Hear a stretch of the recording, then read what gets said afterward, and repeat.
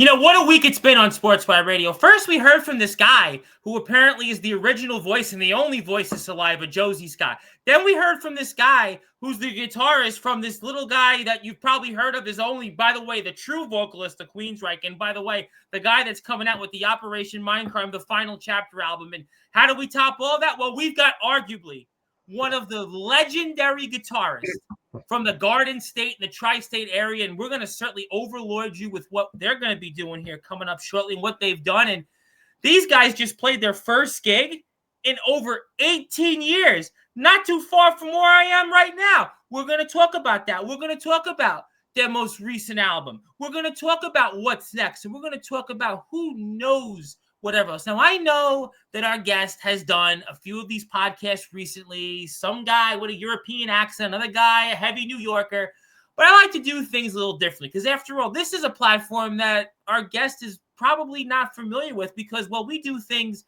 in the wrestling world. So I like to introduce our guest. No, not like Michael Buffer, but I do my own spin with it. But since we are here in prime time on the brightest lights, the biggest stage, the platform that is all music and wrestling matters here, Sportzwire, and even the WWE came here. I have to give our guest that introduction. I ain't going to take George's job. I ain't going to match his flying V solos, but I'm going to do my best here to introduce this man, a living legend, and probably even make my mom hopefully happy about once in a while watching my show for a change. Because after all, when I talk to her about wrestling or anybody else doesn't want to tune in. But this one, I have no doubt that she'll tune into. Plus, we'll talk about some mutual people we know. But it is now time to introduce our guest here on Sportzwire Radio, the number one level radio station where all music and wrestling matters. So with that,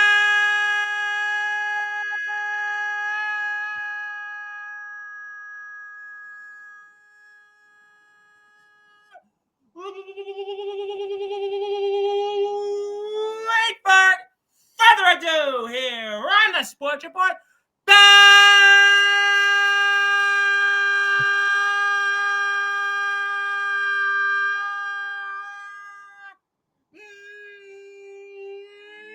number one cable sports show, one of the premier guitarists around, and the founding member of the band Overlord, who just played their first gig in over 18 years. His name is simply but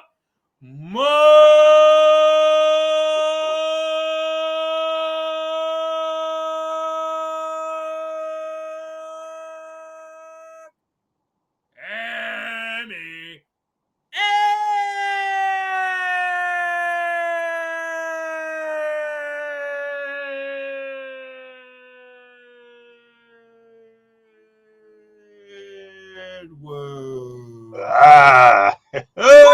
What are we doing?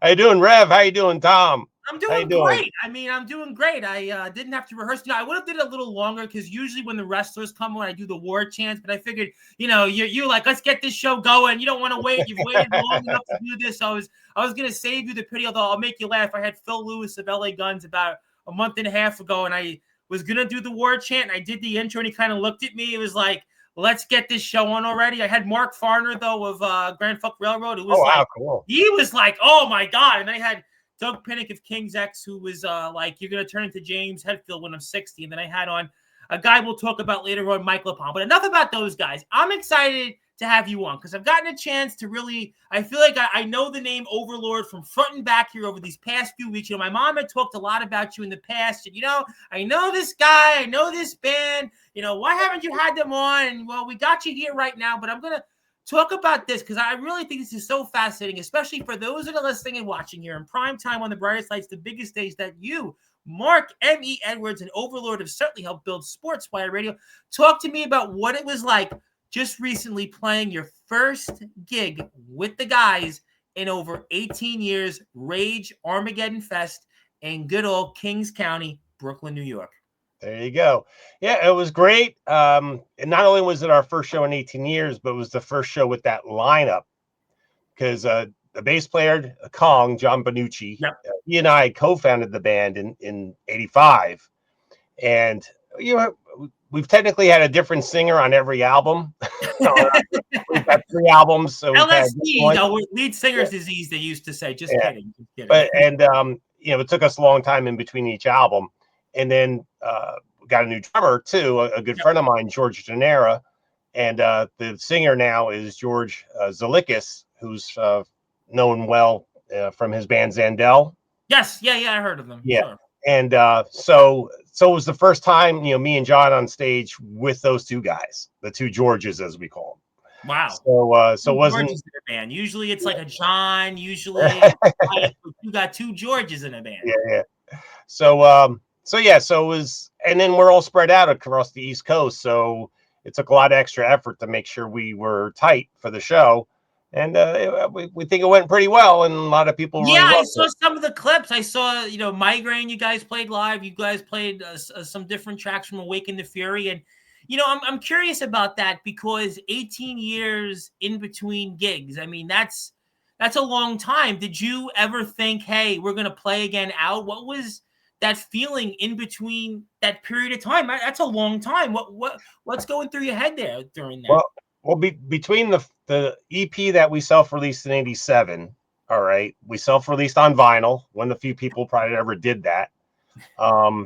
And between that and Return of the Snow Giant in late 2004, we had been broken up from '89 to 2000. Well, that was a tough time in heavy. Well, I don't blame you. 89 to 2000 was, not the greatest of days, especially the mid '90s. So tough. And it was more not personal stuff, but people, trying to get through and break through, and then people having other commitments and all. It just and other situations. So we kind of just disintegrated, And so and then once we got back together, we found out the reason we got back together is because we found out that the EP had been parts of it had been tape traded over the years in Europe and all. We had left the EPs on consignment in like Bleecker Bob's and stuff like that. Yeah, I knew Bleecker Bob. Yeah, absolutely. Yeah. That was in the Village. Sure. So people were telling us that they were like buying used copies for $200 a pop. And so we're like, okay, well, maybe we should get back together because Hammerfall in the late '90s had caused a resurrection of classic and power metal. Blind Guardian was part of that. I remember when Blind Guardian and Hammerfall toured together, for sure. So in 2000, we found out we had, fans. So we got back, the 3 musicians got back together. The singer, Pat, from the EP, we actually parted ways with him in '88. And we had Rod Tyler Loaiza for the last year that we never released anything with, but he went on to become the first singer in Symphony X. He was in the band. Well, we're going to get to that. There's a tie between the two of us there in a little while. We'll get to that. Okay. So then when we got back together, I'm like we don't want either one of them. We'd prefer, to have somebody that's got more of a range, more like a Halford, Yeah, I could hear that a little bit, sure. And so we happened to meet Bobby Leather Lungs Lucas, who had just left. It sounds great on my platform. Leather Lungs sounds like the perfect wrestler for sports. I've interviewed like 1,000 wrestlers, so he'd fit in real nicely. I know not the singer now, but the Leather Lungs would be a perfect wrestling name. Just saying. And we met him in Baltimore, and he lived 2 towns away from me in Jersey. Yeah, sure. And we met him in the last half hour that we were at Power Mad 4 Metal Fest. Okay. So if he hadn't arrived when he did, or if we had left early, we never would have met him that night. Wow. But it worked out, and he did Return of the Snow Giant with us, and it was looking like that lineup was going to stay together. But people started moving and quitting and coming back in or whatever. And basically, I had made a little 5-year, 6-year detour from New Jersey to Queens, to Whitestone. That's a big difference for those in the Northeast. Going from New Jersey to Queens, that's like the other side of the world. And so we had, tried to work on a new album and stuff like that because we had a second album in that we were supposed to release on Sonic Age Records, who had released Return to Snow Giant. Okay.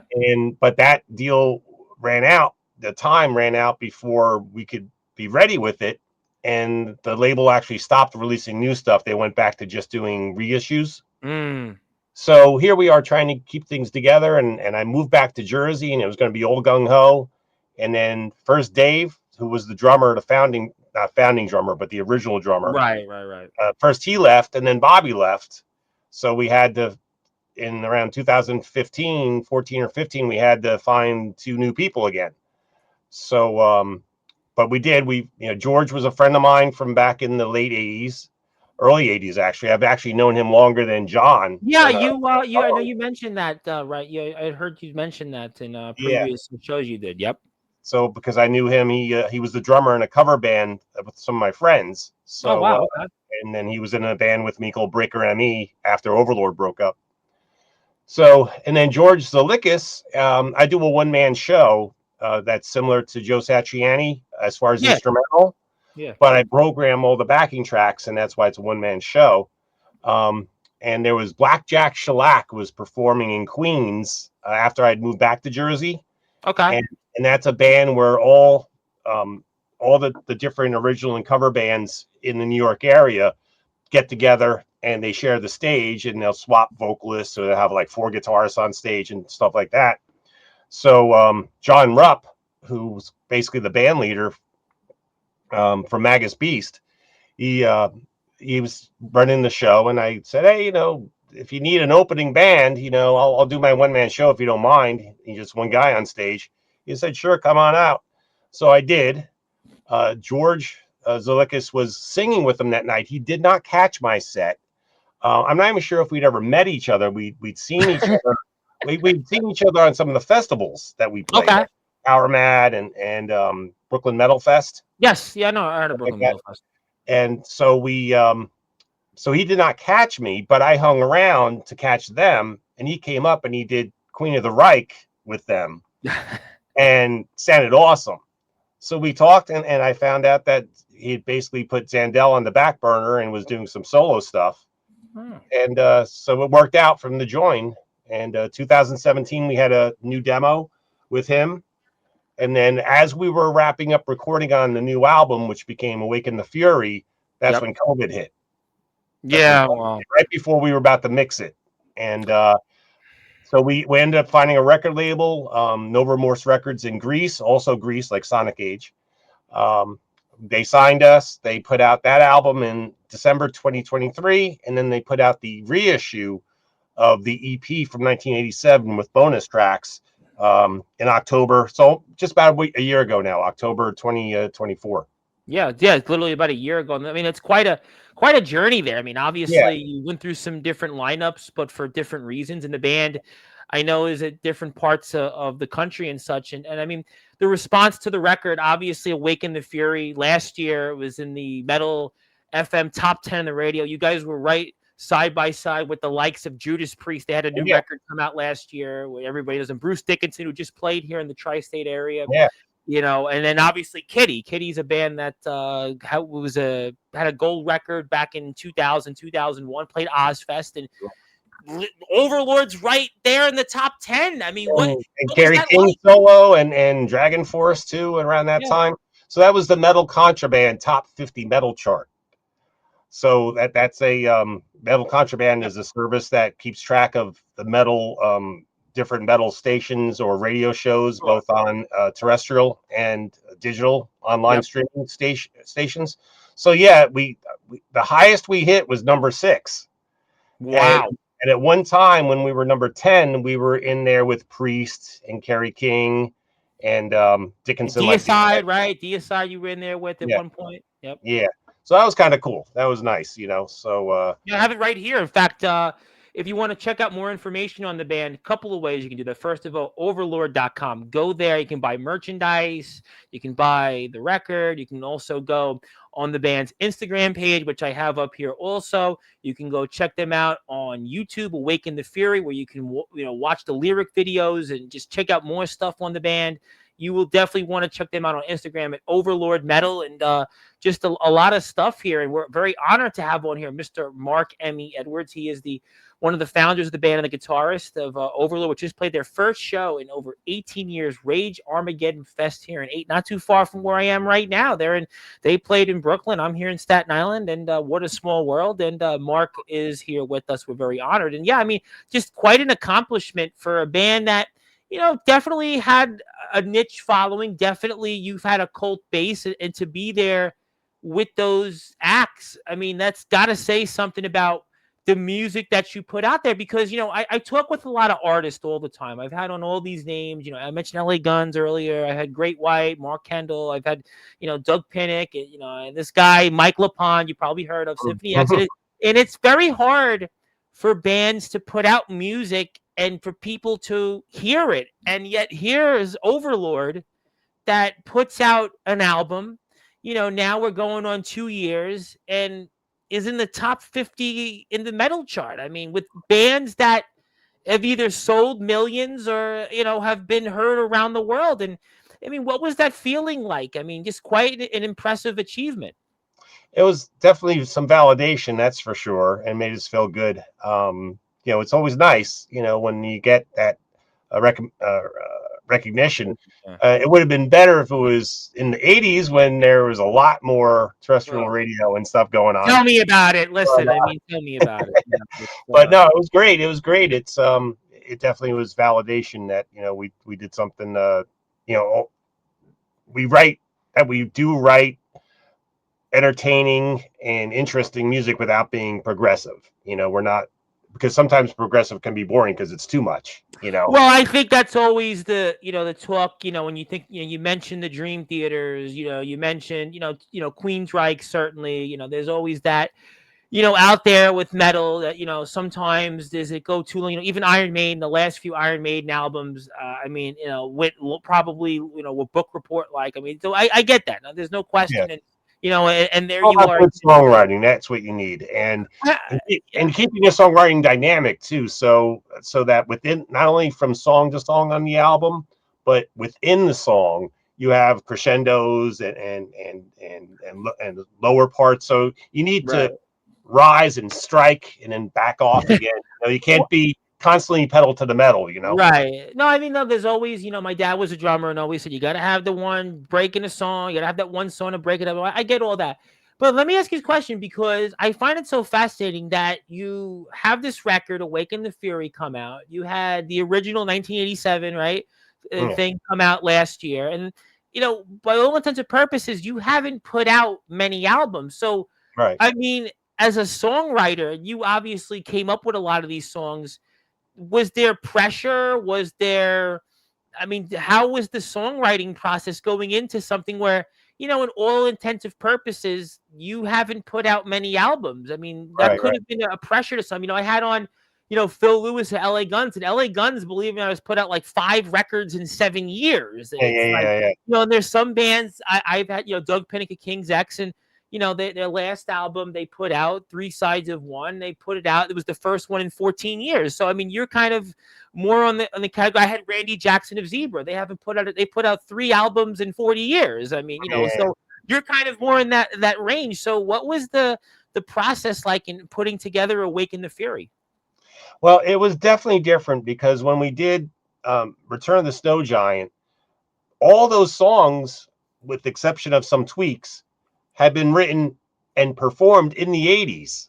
Okay. They could any of those songs could have been on the EP, and so when we got back together again, the 3 musicians, a friend was there to witness our first rehearsal after we got back together, and he said, "It sounds like you guys haven't been around for 15 minutes as opposed to 15 years. It sounds like the last rehearsed 15 minutes ago." So we knew those songs, once we refreshed them before the rehearsal, we knew those songs like the back of our hand. And then Bobby came in to learn them, and a few of them he rewrote lyrics and stuff. So that was like, I like to describe that album for the metal faithful as a, like at Christmas time, maybe when you still believe in Santa Claus. Yeah, you're excited for that gift that you've been counting on. But your parents forget one in the attic. Well, I mean, you know And, what? I didn't have the attic growing up, but you yeah. know, I was short. I was one of those that I would like. I'll wait till Christmas. So yeah, Well, I fall into that but category. I like to say it's like a Christmas gift that was stuck in the attic, forgotten about, and like 3 weeks later, you're like, "Oh, Santa left this in the wrong spot," you know. So it's like that type of thing. That Sure. was like one of those not an Easter egg, but it's one of those Yeah, cool. no, Easter egg. You know, they call that an Easter egg. You know, that's an Well, Easter egg. Easter eggs are where there's like a surprise, a hidden surprise within. Yeah, Things. yeah. So, Well, but you know, so that was easy, and to get that album recorded and everything else because we already knew the songs from 10, 15 years earlier. sure. This time you're right, it was harder. um we had to do it virtually and Yeah, actually. because you have right. Well, you have band members in South Carolina. You're in Jersey, Yeah, so you know all of you are in different places. So that makes it where you know, whereas before, as you know, back in the day, you had to go to the studio, everybody had to sit there. As a matter of fact, you're going to chuckle. I just came out of a recording studio here in Manhattan and I do different things. And, you know, it's not like the way it was you mentioned back in the 80s where everybody had to be in the same place now with Pro Tools, now with people on their phone. Listen, you know, going back to Phil Lewis of LA Guns, you know, Tracy Guns did their last album. He came up with all the guitar parts on his phone. I mean, so it's such a different world with Pro Tools is another thing that, you know, yeah, everybody uses. So in a way, you can put albums together virtually, whereas back in the day, you know, in the 80s, you had to go to a fancy studio and pony up hundreds of dollars an hour. yeah. And, you know how it was. Mhm. And we're also having the songwrite virtually too. And Yeah. we were using a product called Jamlink to be able to rehearse in real Okay. time over the internet. That's a mixed bag only because you have to have great internet, and one of our band members doesn't have great internet. Yeah, well, you mentioned in the South. I have a lot of Um, wrestlers come on. I've seen that firsthand on here, so yeah, I'm witness to that. but yeah, John, of the guys that were originally from Jersey, John had moved to South Carolina. Uh, Right. Dave, the original drummer, had moved to Tampa. The current drummer, George, who was from Mountainside originally, is in the Atlanta area. And then George, the singer, was from Brooklyn. Now he's from a little bit farther north in New Okay. York. He's still close enough that we can get together when time allows. Okay. But yeah, so we're spread out, and like to prepare for this show and also do some songwriting for the next album. I was flying down to Atlanta once a month this year. Yeah, I saw you. I saw you on Instagram. You were going to Atlanta. Yeah, I mean, you Yeah, got it all covered. Atlanta, Florida. I mean, listen, Atlanta, Florida, South Carolina. Yeah, it sounds like half of New York and New Jersey that left went to those places. So I'm yeah, not surprised. yeah. So the current members are drummers in Atlanta area. I did hear that. Yep. Yeah, and bass players in South Carolina, and the drummer has a great setup for us to rehearse at. So I would fly down to Atlanta. John would drive from South Carolina because it's only 3 hours one way, Okay. and we spend the whole weekend. Friday, start rehearsing Friday after Friday night, and then finish rehearsing Sunday noon, and then get me back to the airport. Wow. So we were able to rehearse musically for the show, and the three of us, the musicians need to be tight, and the Oh singer. yeah, I mean, especially with the fact that I know you guys have done a lot. I know you guys are top-notch musicians, but again, you still hadn't played together in 18 years. And the drummer had never played on stage with us. George Yeah, Janera had never, so he needed to get caught up on the older stuff and get sure. And we all needed to get sharp on the new stuff because it's not like the '80s where we played those songs out. right. Yeah. Back in the '80s, we would rehearse 2 or 3 times a week Yeah, together. well, because everybody, well, you were all near each other. You're going Yeah, out and playing, you know, whether it's yeah. Lemoore or other gigs, and right around We this. So didn't it's have like, families. We didn't own houses. We lived with our parents.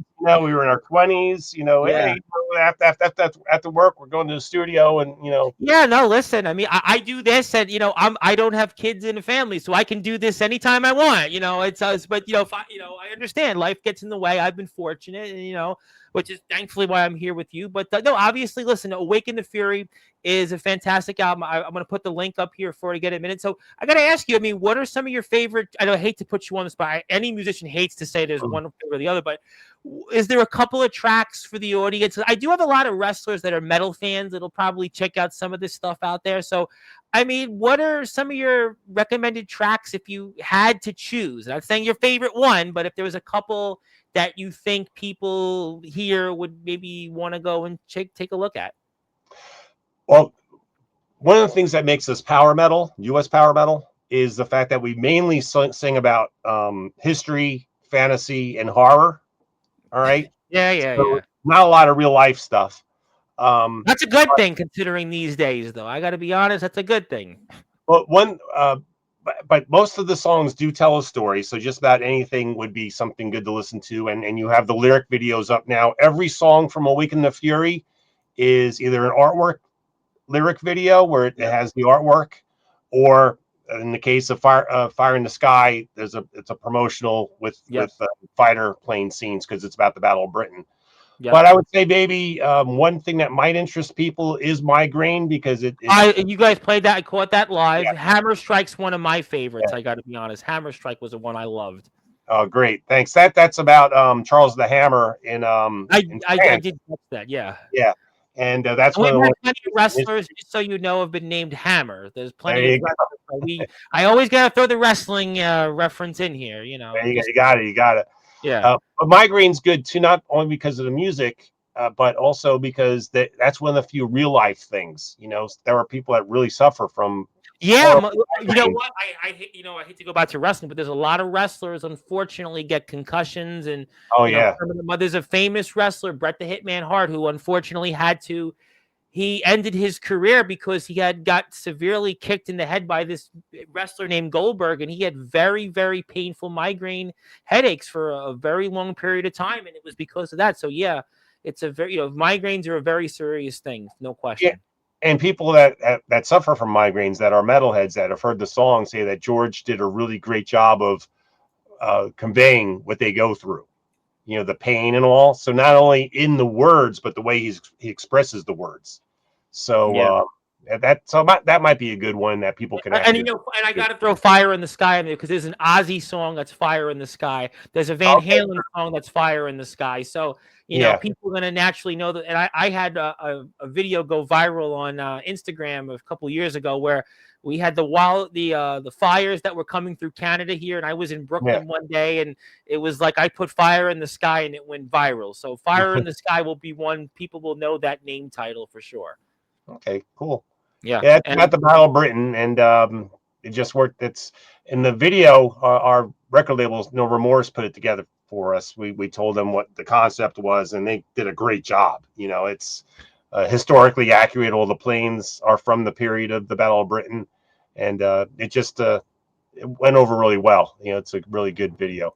For sure, and I wanted to put it up here for the audience, and they can check that out and check out Awaken the Fury on the band's YouTube channel. You can also go to overlord.com also for more information on the band. You can also check them out through Instagram, Overlord. They're on Facebook as well, but unfortunately, Mark, I can't share my Facebook on here because I'm locked out on Facebook on my laptop and not my thing. But, obviously this is what you'll see. And the band's outstanding. And they just played their first show in over 18 years. And I have no doubt there'll be more to come. We're honored to have on here for a little while longer, the one and only Mr. Mark M.E. Edwards. He is the founder and also lead guitarist of the band. My name is the Reverend Tom Bryce, your voice figuratively and literally where all music and wrestling matters here on Sportzwire Radio.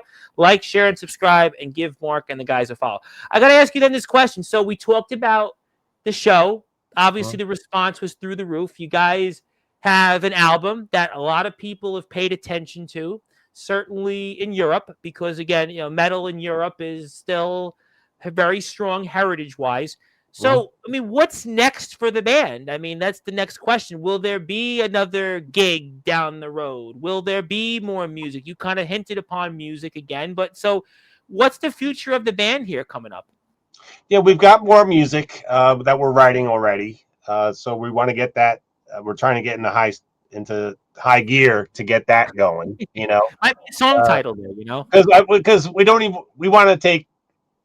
we don't want to take 18 years. We don't even want to take 18 months. Listen, I asked Randy Jackson this question, but by the way, I've been in Blabbermouth like 17 times, and that was my question to Randy Jackson, and I said, well, the last album you put out was Zebra 4. Before that was Zebra 3, and there was a 17-year gap, and now it's 25. So if you wait 18 more years, I don't know if anyone's gonna. I hope to be alive. Yeah.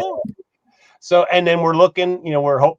This festival performance at Rage of Armageddon has gotten us some interest for other one-offs. Other festival shows and stuff like that. So we're hoping to turn that into some other shows. Got to balance that and writing for the next album, and maybe being ready with the next album in order to play any shows that we are getting. Sure. Yeah, absolutely. Yeah, I get that. So it would make sense to have something new, to go and promote. So we're trying to work on all those aspects, to keep the momentum going this time. Yeah, for sure, because that's the thing you definitely want to keep, because the band has obviously a strong following. You guys have had some success, and you did that really because the fans, they see that you guys have some great music. You guys are top-notch musicians, and I had to ask you, No Remorse Records, how helpful have they been in this process? Oh, they've been very helpful. I mean, like I said, they did that lyric video for us. Yes, they did a really great job on the product. I mean, the vinyl is outstanding.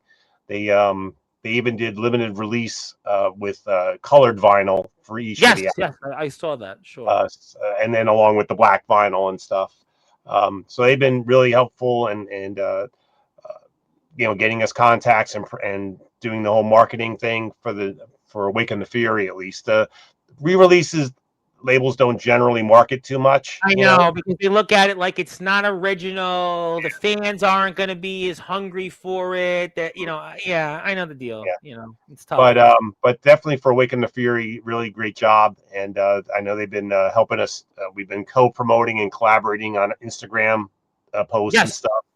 So really cool, and we'll see what the future brings if another album comes out with them or not. But we're going to definitely have something coming out on some label, and take it from there. And I think as I was going to allude to this earlier, even though we're power metal, and US power metal means we're more aggressive than European power metal.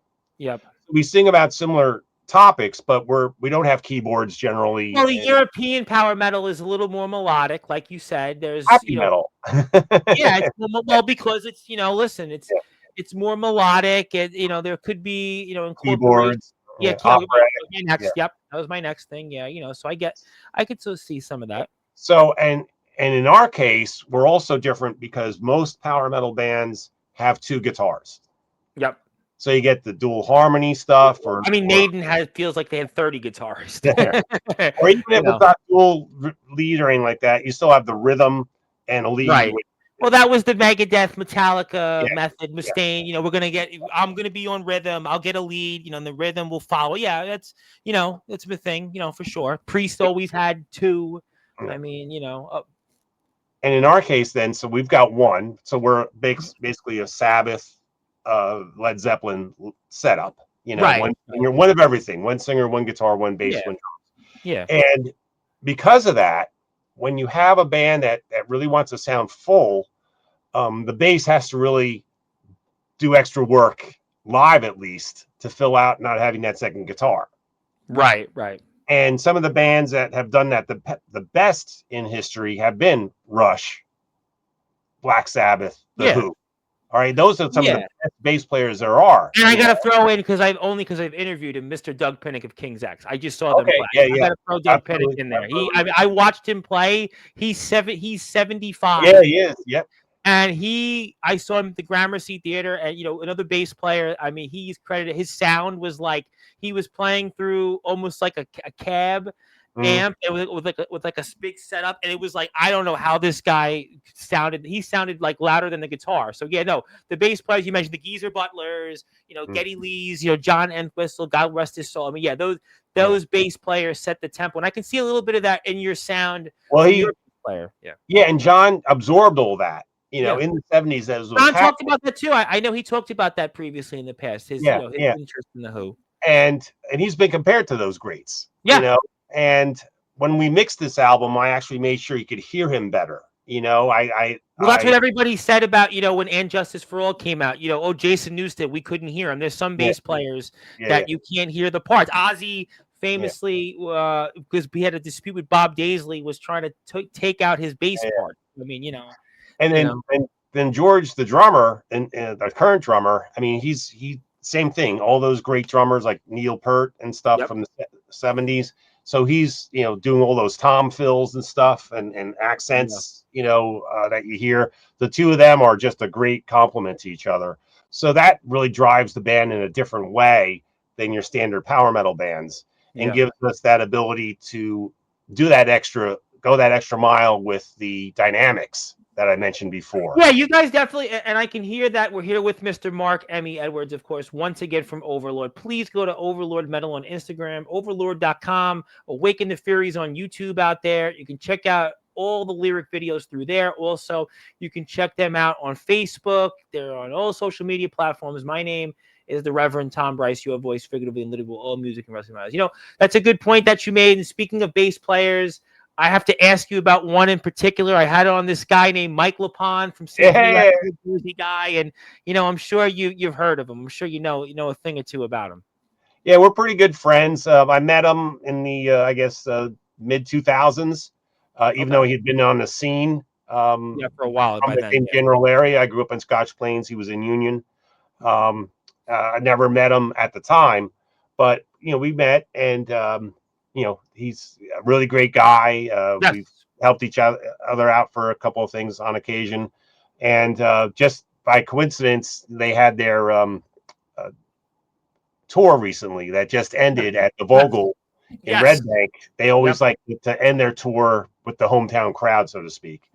And so we got to see them there at the Vogel. It was great. They put on an excellent show. Red Bank. In Red Bank. It was a great venue, great sound. Russell Allen was in top shape. All the guys were in top shape.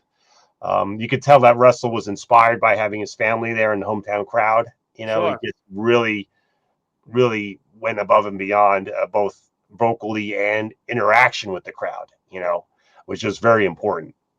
Absolutely, absolutely. Listen, the vocalist, I'm in the wrestling world. If you don't have interaction in wrestling, they feel like, boo, get off the stage. So in music, if you have a vocalist that's interacting with the crowd and keeping them in it, especially the Symphony X fans, no question about that. And then, of course, Mike has his solo project too that has 2 or 3 albums out now. Silent Assassins, which is cool stuff. That's more power metal, whereas Symphony X is power prog. I think Mike's probably more in the lane of what you actually do with Overlord. I'm kind of more in that lane, whereas and he's got Alan Tecchio from Hades on vocal. I talked about that when we were here. We talked about the albums he put out there, and I think Metal Mike was on one of the albums, who played with Rob Halford. So I mean, he's played, he's a top-notch musician. He's a guy that was a great honor to have had him on here. I want to thank Alexander Ford for the opportunity. And I was bummed because I don't really live near Red Bank, so I couldn't get a chance to go. Usually they'll play in Gramercy. So usually like King's X did it. They did Vogel and then Gramercy, and usually like Symphony X in the past would do Gramercy then Vogel, but they didn't do the Gramercy date. So I was kind of bummed. I don't really live near there, but nevertheless, they're a great band, and Mike's a great guy. It was an honor to have him. And I gotta throw this out here before I give you something and put it on the screen. The reason I'm actually speaking to you isn't because of Mike LaPon. No, it's not because of that. It's because my mom has been saying for a long time, I know this guy. I've seen him play. He's really good. Why don't you have him on? And my mom knows you. So, I mean, that's the reason really I'm speaking with you, to tell you the truth. Hey, Sharon, how you doing? Yeah, she'll catch it. She'll catch it. Yep. So you know her. Boy, what a small world. Yeah. Yeah. I've seen her perform, too, because she's a very good vocalist also. So he does copies. He just did the national anthem. They play out all over, in the Staten Island area mostly. They played in Brooklyn, I think, once or twice. So, yeah, she goes out and plays. A couple of bands she has. Okay, cool. Yeah. She plays. So I think I definitely appreciate her talking us up, because No, yeah, because she was like, I'm tired of hearing. She's like, I'm tired of hearing about backyard wrestlers on my podcast. Well, I mean, that's my niche. I wouldn't have really been here. I don't think I would have had the following legitimately to speak with you without that. I've had the WWE on here. It's a great, I got to ask you a question because I did want to give you something here, but you've obviously had quite a career. It's been an interesting journey. You've done a lot and you continue to keep going. And I always ask this question to guys like you that have had success and have definitely kept going. I do get a lot of wrestlers on here, most of my platforms, up and comers, trying to at least be somewhere like you. Do you have any advice for anyone that's up and coming? Do you have any advice for them and such? Just do what you love. Don't try to follow the trends. Play the music, do the things that you love, get good at it, learn as much as you can, be dynamic, make it interesting without being too progressive, but make it interesting. Go for the dynamics, go for the melody, but keep it something that you really love, because like they say, if you do what you love, then it's not work. It's not a day of work. That's great. And that's really the only thing I can say. Get good on your instrument, stay serious with it, have fun, and do what you love. And here's a little tie-in with the wrestling, by the way. So you were showing a picture of me at an Overlord merch table. Yes, I can put that back up. Yeah, I can. Yeah, I live in Edison, so yes, I know Edison. Yeah, I know. And my neighborhood hosts the annual fall festival. Yes, yeah. The town has it there, and so the record store. There's a New Jersey Guitar and Bass music store is right down the block from me on Amboy Avenue. Okay. And he has, he gets the spot in front of his store reserved for him, and he puts a table out. And then there's an annual, he'll host an annual open mic after the store closes on that Saturday, which I've been performing at and closing with my one-man band. Nice. Because everybody else is like acoustic, and then I sound like a full band, Nice, very cool. So with this setup here, I knew there's not a lot of metalheads that are just going to be coming like I'm at a metal fest, but I knew to keep an eye out and try and wave anybody over that looked like a metalhead. And there were about I was out there for only about 75 minutes, but I called over about 10 people and made a lot of good impressions. I have the headphones there that you see in my tablet, so I let people hear it, while they stood there, and gave them a listen to the beginning of Awaken the Fury, the actual song with the drum intro and the high scream at the beginning. So, and at that fest was also, I don't know if you want to call it amateur, but pro wrestlers. Yeah, a pro wrestling troupe that was not, made for prime time yet. The term is in there. They are technically are trained. They're independent wrestlers is what they're called. Okay, but obviously they're doing little festivals. They're not. Yeah, they do a lot of them in Jersey. They'll do like a carnival. They'll do like where you were set up right at a festival or an expo or something. Yeah, they do a lot of those out there for sure. So there's a guy and a girl, a man and a woman, and a kid. I don't know if they were married. The kid was the woman's kid, though. But the guy was like in a yellow and red mask and cape and stuff. He had his outfit on. And he was dressed like a metalhead with a denim jacket or denim vest with a Slayer and stuff. Oh yeah, the patches. Yeah, and he had the big fishnets, and biker boots and all that stuff. So I'm like, oh yeah, she's got to be a metalhead. So I called her over. But so there's the wrestling tie, and she was one of the wrestlers. That was, there is. Listen, I mean, I got to be honest. A lot of wrestlers are metalheads. I mean, I had Josie Scott as Saliva, but he did, a couple of wrestlers. So he talked about, his love of wrestling. I get, a lot of the wrestlers I have on here are big metal fans. I got to ask you. I want to give you something. I'll get to close, but I got to ask you one more thing. You met Nico McBrain years ago. You got to talk to me about what that was like. I noticed you met him. Yeah. For a few years, I was going out to NAMM, N-A-M-M. Yeah, I know NAMM. Yeah, the NAMM festival. Absolutely. Yeah. It's the big, it's in January, usually. Yeah, usually, although they have a summer one in Nashville, but this was January. I'd go out to Anaheim. And so this, for those that don't know, this is the big professional weekend where the manufacturers show the Yep. buyers of like Sam Ash all the Yep. new stuff. Yeah. And they always have all these stars there, either attending or like Joe Satriani, Steve Vai, Billy Sheehan, John Petrucci, the big, the virtuoso musicians for sure. And the Hilton was one of the hotels right there, and they were all these after parties and in the lobby and everything else. And so I'm hanging out at the Hilton on the final Saturday night one year, and I see Nico over there. He's just hanging out, So all I did is go over and say hello and shake his hand, get a picture. We didn't talk. I wish we would have talked, but he was with somebody else. And, so it wasn't any big deal, but it was cool. And, I did see and meet a number of people, over the years there. If you got time for one quick story. I got time for you, whatever you want. I just, you would say whatever you want. You're a legend. Who am I? Go ahead. You got plenty of stories. Well, I started going in 2010, and I went, I think, through like 2014 or 15 or so. So I went to 3 or 4 of them, and this is before they had apps and stuff for, to see the map. So you still had to have a paper brochure with the map and stuff. The map meaning whose vendor booths are where. So if you want to find, the Gibson presentation, where is it? Fender and Ibanez or Schacter. Sure, yeah. So, and at the time, I was starting to need reading glasses. I still do, but I wasn't going to say anything.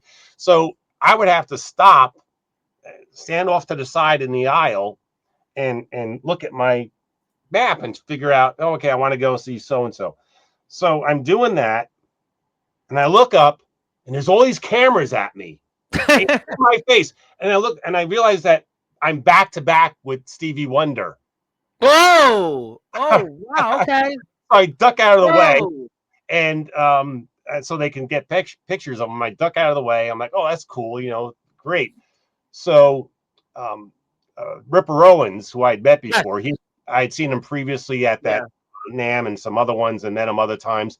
So I start walking to where I want to go, and so this is like 2 minutes after the Stevie Wonder encounter, and I see him walking opposite direction to me, going back to where he was meeting people. So he was going back to the vendor table that he was, sponsoring, whatever. Yeah.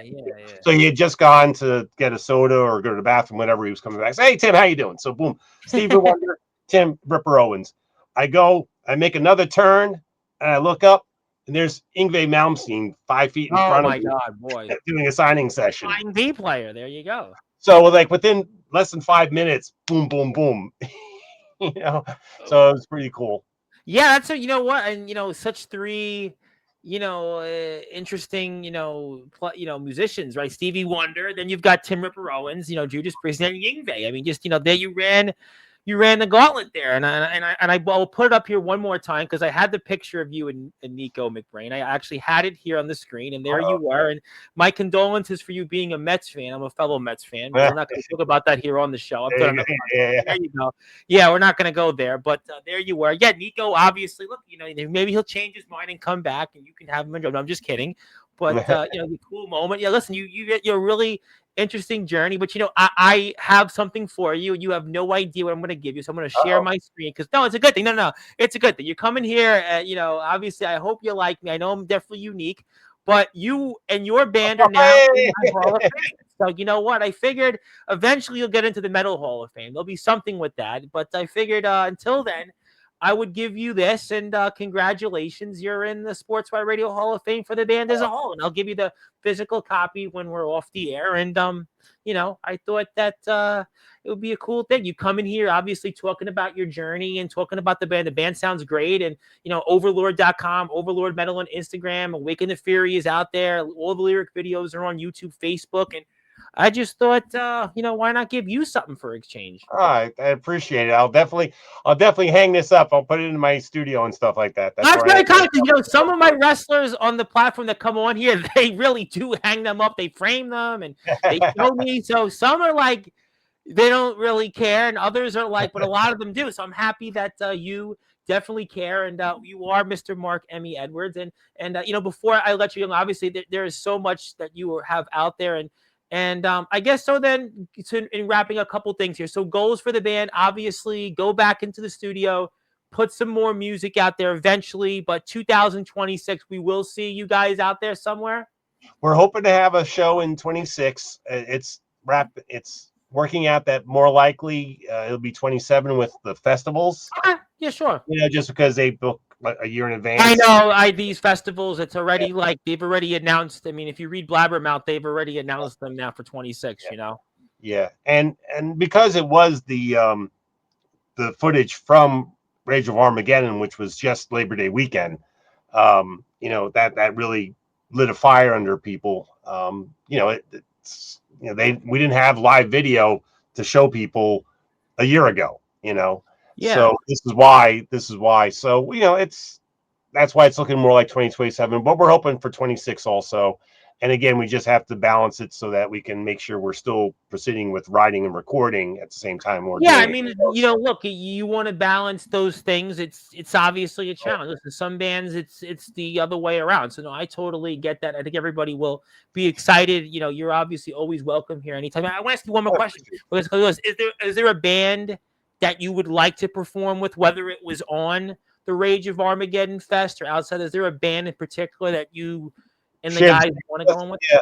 I mean, it was nice. It was cool that we got to share the stage at Rage on the same day, share the bill with our power metal brethren in Liege Lord. Yes. And Jag Panzer. Yeah, I know. Yeah, Jag Panzer. I definitely know Jag Panzer. Yes, absolutely. That was very cool to begin with. I mean,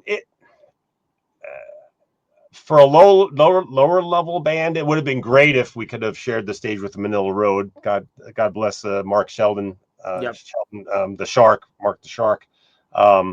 Rest in peace, brother. That would have been great.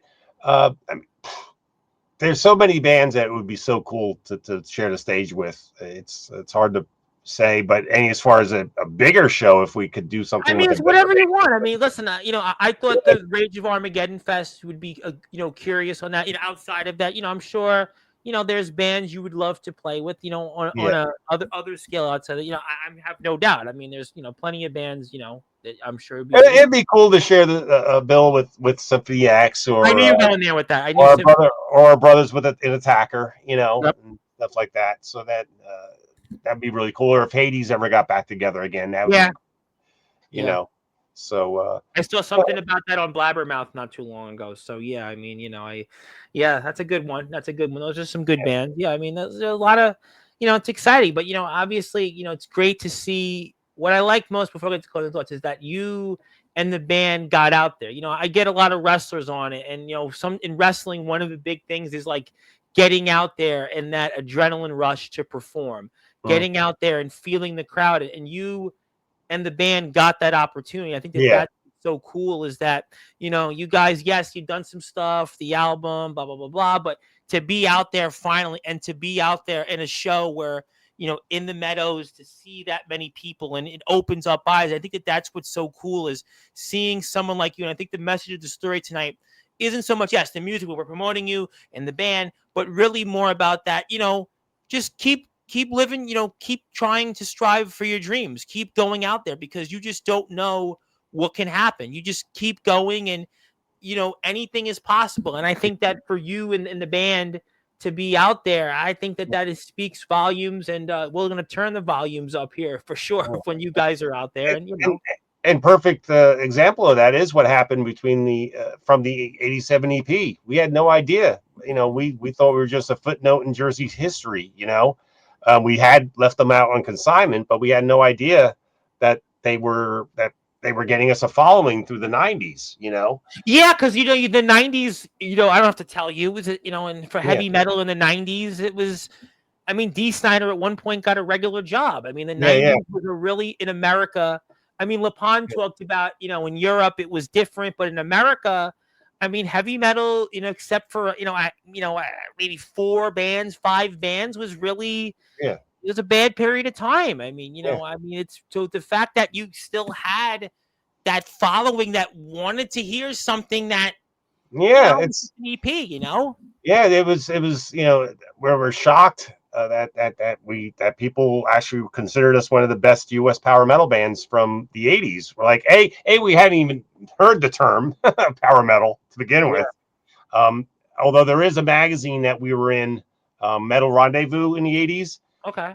That I have a copy because we were in it, and when I was looking at it, I realized the cover said Special Power Metal Edition, but it listed all thrash bands, Anthrax and stuff. I was gonna say I don't to me now I know I'm younger, but I don't think power metal to me was a thing until like the late 90s, early 00s. I don't think like people in the 80s it was metal. Yes, I think thrash metal was coming up. We didn't consider ourselves that. Like Jag Panzer, I'm sure didn't consider themselves that. I'm sure Liege Lord didn't. Attacker.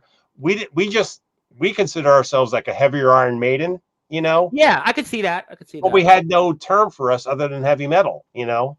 And so we never even heard that term until we got back together again in 2000. We started hearing from people. Well, I think I definitely think by the late 90s, early, you mentioned Blind, Hammerfall, Blind Guardian. It was definitely, okay, power metal made sense, but I don't think, in the first incarnation, the 80s, I don't think people really said I think it was like you were metal. That was it. I think it didn't matter whether you were, Raven, whether you were Exodus, whether you were Accept, Overkill, Manowar. You were just a metal band. It wasn't like, hey, you're going to be thrash, you're going to be prog, you're going to be a hair metal. I mean, maybe hair metal, but like other than that, I don't think there was anything like for anything just for what I said. I mean, I think the first subgenre really I ever heard of was thrash. We actually called it trash.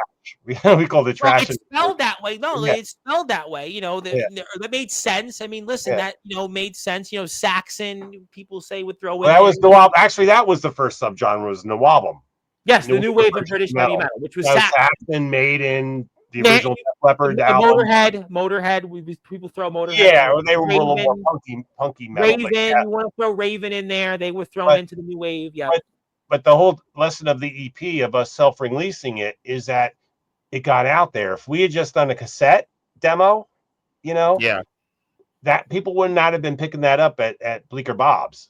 You had a big piece of vinyl, and vinyl was still big, in the late 80s, early 90s, and even, people still wanted to buy it. And the lesson is get the stuff out there. You never know what's going to happen. Yeah. Oh, absolutely. No, totally. Listen, there's no question. So make sure you get it out there no matter what you do. And now you got more ways to do it with digital distribution, Spotify, and all. Lots of different options now. But just get the stuff out there, throw it up there. Like they say, throw enough spaghetti on the wall, something's going to stick. That's the whole thing. And you know what? If you want to get some more information on the band, there's many ways. Overlord Metal on Instagram, overlord.com. Awaken the Fury is out through the band's YouTube channel, Facebook. They're also here 40 years. It's established, so it's 40 years. Congratulations on that. You can check them out. Yeah, it's a big accomplishment. So 40 years is that's no joke. I mean, and you guys definitely have shown why that your music stands the test of time. And that's the message to me: is good music will stand the test of time. It doesn't matter what you call it. Doesn't matter what type of metal. People know that you guys stand the test of time, and you just played your first gig in 18 years, and I think there'll be many more ahead. And I'll give you this when we're off the air, and I want to pass the baton to you. Thank you for that. I do appreciate that. And listen, Mark Farner's in the Hall of Fame. I put a lot of big names in there. So you're in there. So you deserve to be in there. And I hope to see you here more often. You and the band are welcome anytime. And I want to pass the baton to you. I want to give you some closing thoughts. And anything else you want to say before we sign off? Floor is yours. Well, I just want to thank you for the opportunity and the great interview. I want to thank your mom for hooking us up. Yeah, don't thank me because I have no skills. Really, you do. And just the fact that you do all this stuff, without people that want to put in and support the bands and support the wrestlers, in your case also. Well, I got to be honest. Really, yes, you could thank my mom, but I say it all the time. Without the wrestlers, you wouldn't talk to me because they got me the 1,600 subscribers on YouTube. Nice. They got me the 3,000. They got me monetized. I wouldn't be here. I wouldn't have had the WWE on here. I wouldn't have had, all the wrestlers. Without them, you wouldn't talk to me. I would just be, some knucklehead, in my basement. But because of that, they made me a following. I thank them every time. So yes, you can thank my mom, but really I thank the wrestlers because I wouldn't be talking to you without them. Well, So and I want to say, send a hail to all of the wrestlers out there, all your subscribers, everybody watching, metalheads, wrestlers, combination of both. Please check us out. I appreciate you guys tuning in, guys and gals. And again, thanks once again, Tom. Reverend Tom. Yeah, I am actually a reverend. I got the certificate for it, but cool. Yeah, I do. But you have the certificate that we're going to give you here in a little while, and that is the legendary Mark M.E. Edwards. Of course, he is the guitarist and founder of the band Overlord. The band just played their first gig in over 18 years at the Rage Armageddon Fest 8. They'll be working eventually towards some new music, playing some more places. Check the band out on Overlord Metal on Instagram. You can check them out also on YouTube, Facebook, overlord.com for more information. And my name is the Reverend Tom Bryce, your voice figuratively and literally where all music and wrestling matters. My friend, thank you so much for being here. Congratulations on the return out there. And the best is yet to come, I have no doubt. And the music is killer. And I can't wait to see you guys out there. And thank you so much for being here tonight. Across the sea amidst the horizon, Overlord forever binds us. That's it, ladies and gentlemen. And we will see you here soon. And until then, good morning, good afternoon, good evening, wherever you are. On the number one Global Radio, the Sportswire Radio, with all music and wrestling. Thank you so much, everybody. We'll see you later. Have a great